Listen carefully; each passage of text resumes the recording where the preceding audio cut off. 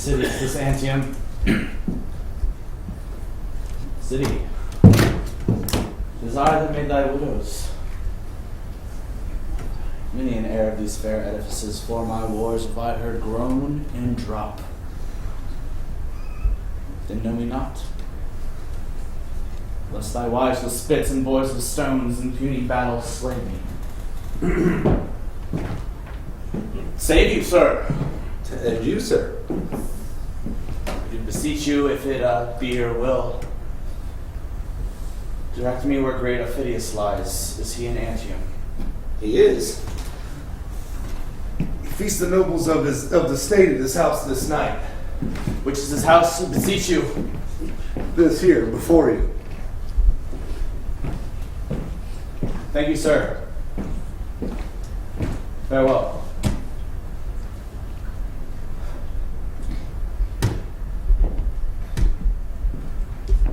World, thy slippery turns.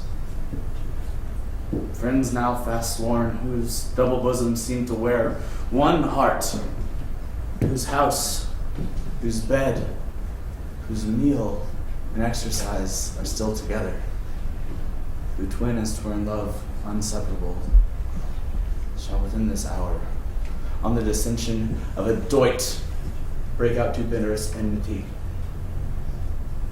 So fell us foes, whose passions and whose plots have broke their sleep to take the one by the other, shall by some chance, some trick, not worth an egg, grow dear friends, and interjoin their issues. So with me, my birthplace, hate I, and my love on this enemy town. I'll enter. If he slay me, he does great justice. If he give me way, I'll do his country service. Goodly house. The feast smells well, but I appear not like a guest. What would you have, friend? Whence are you, sir? Pray, get you to the door. This is no place for you.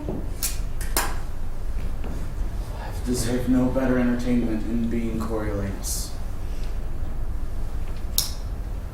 Whence are you, sir? 'Tis the porter like eyes in his head that he gives entrance to such companions. Pray you get out.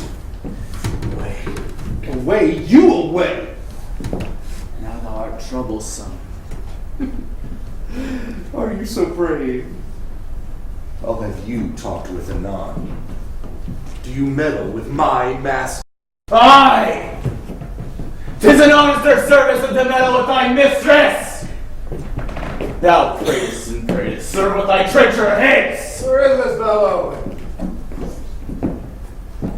Whence camest thou? What wouldst thou? Thy name? What? Why speaks not? Speak, man! What's thy name? If Tullus, not yet thou knowest me, and seeing me does not know me for who I am, necessity commands me to name myself. What's thy name? A name unmusical to Volscian ears, and harsh in sound to thine. Say, what's thy name? Thou hast a grim appearance. My face bears a commandant, though thy tackle is torn. Thou showest a noble vessel. What's thy name? Where thy brow frown?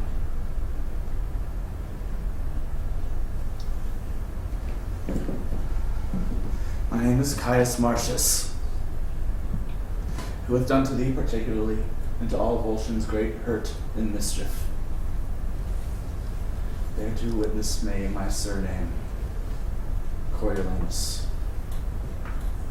The painful service and drops of blood shed for my thankless country are but requited with that name. Good memory and witness to the malice and displeasure that thou shouldst spare me. Only that name remains. The cruelty and envy of the people permitted by our dastard nobles who hath forsook me hath devoured the rest. and suffered me by the voice of slaves to be whipped out of Rome. Now this extremity hath brought me to thy hearth. Now out of hope, mistake me not to save my life. For if I had feared death, for all men of the world I would have avoided thee. But to be full quit of those my banishers, stand I before thee here. So if thou hast a heart of wreak in thee, that wilt revenge thine own particular wrongs, and stop those maims of shame seen through thy country, speed thee straight. And let my misery serve thy turn. So use it, that my revengeful services may prove as benefits to thee. For I will fight against my cankered country with all the spleen of the underfiends. If so be thou darest not this, and that thou art tired, then in a word I am also longer to live most weary. Present my throat to thee, and thy ancient mouths, which not to cut, which show thee but a fool. For I have followed thee with hate, drawn tons of blood out of thy country's breast, and cannot live but to thy shame, unless it be to do thee service. Oh, Marcius. Marcius.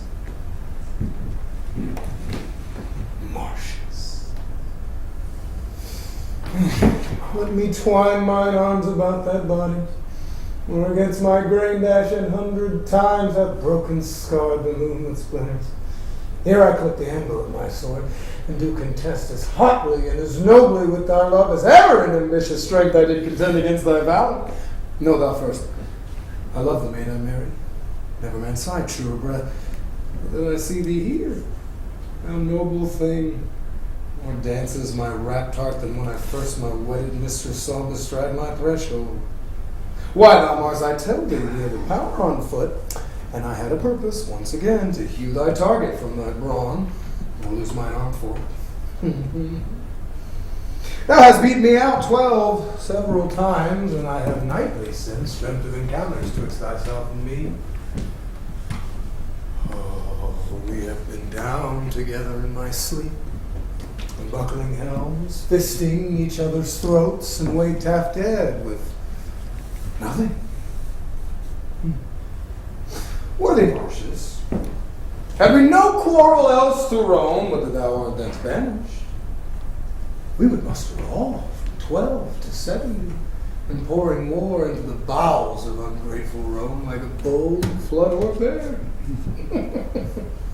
But come in, and take our friendly senators by the hands, who are here now, taking their leaves of me, who am prepared against your territories, though not for Rome itself. You bless me, gods. Therefore, most absolute sir, if thou wilt have the leading of thine own revenges, take the one half of my commission, and set down, as best thou art experienced, since thou knowest thy country's strength and weakness, thine own ways, whether to knock against the gates of Rome, or to visit them rudely in parts remote, to frighten or destroy. But come in. Let me first commend thee to those that shall say yea to thy desires. 1,000 welcomes, and more a friend than e'er an enemy. Yet, Marcius, that was much.